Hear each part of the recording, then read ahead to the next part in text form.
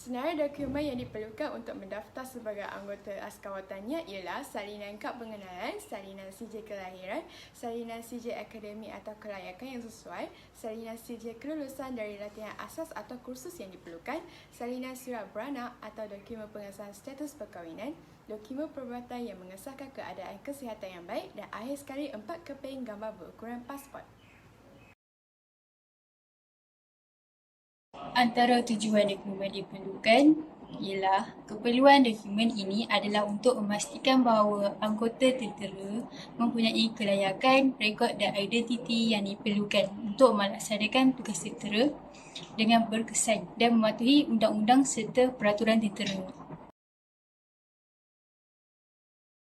Nombor 2, senarai nama borang yang perlu diisi dan salinan contoh borang yang telah lengkap, sebagai contoh BAT D64.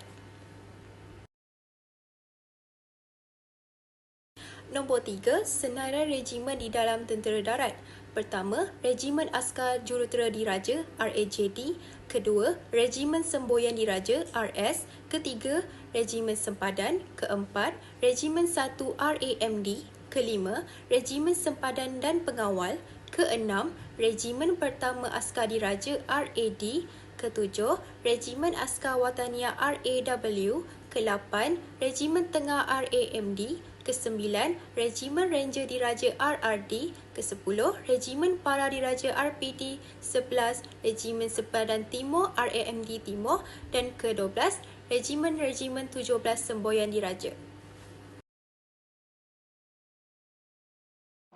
Seterusnya ialah jenis-jenis pangkat yang berada di dalam tentera darat Malaysia. Pangkat yang paling tertinggi iaitu pangkat Panglima Tentera Jeneral.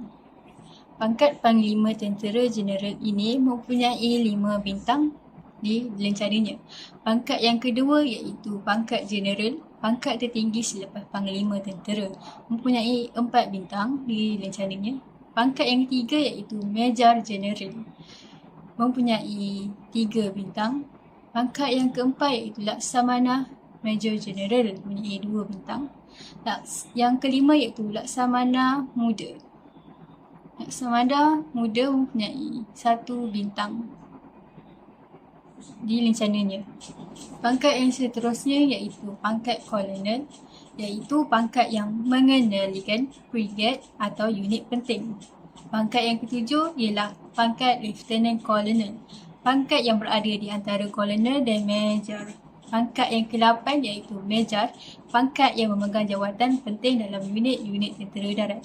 Pangkat yang ke-9, pangkat Kapten, perwira yang memegang jawatan penting dalam unit tentera darat. Pangkat yang ke-10 iaitu Lieutenant Major, pangkat yang berada di bawah Kapten dan di atas Lieutenant Muda. Pangkat yang ke-11 iaitu Lieutenant Muda ataupun dikenali sebagai Lieutenant. Pangkat pertama yang memasuki perkhidmatan tentera darat sebagai pegawai. Pangkat yang ke-12 iaitu Pegawai Waran 1, pangkat yang tertinggi dalam susunan pangkat anggota lain-lain pangkat.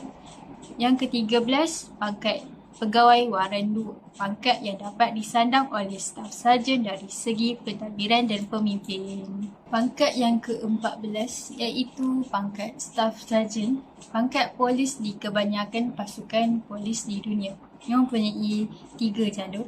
Pangkat yang ke-15, Sersen ataupun Serjen, pangkat tentera yang memegang jawatan berpengaruh di kalangan askar, mempunyai 3 jalur juga.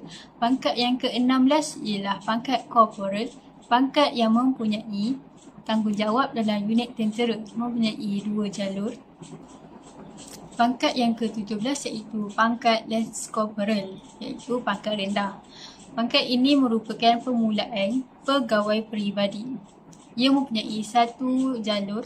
Dan pangkat yang terakhir ialah pangkat prajurit ataupun boleh dikenali sebagai private, iaitu pangkat terendah di dalam tentera darat Malaysia. Ianya tiada jalur ataupun tiada tanda. Senarai jenis-jenis pakaian tentera darat ialah: pertama, pakaian istiadat. Pakaian istiadat disertai dengan songkok, medal PPM nombor 1 dress, epaulet nombor 1 dress dan skri button 13 unit. Yang kedua ialah bush jacket yang mempunyai lanyard dan kasut 254. Yang ketiga ialah pakaian kerja yang dipakai dengan beret, epaulet, lanyard. Yang keempat ialah pakaian kawat A dan B. Yang kelima ialah pakaian celering yang dipakai dengan jungle hat, beg komando dan boot. Uniform yang keenam ialah meskit. Ketujuh, baju kebangsaan. Yang ke-8, pakaian khidmat. Dan akhir sekali, pakaian simpanan.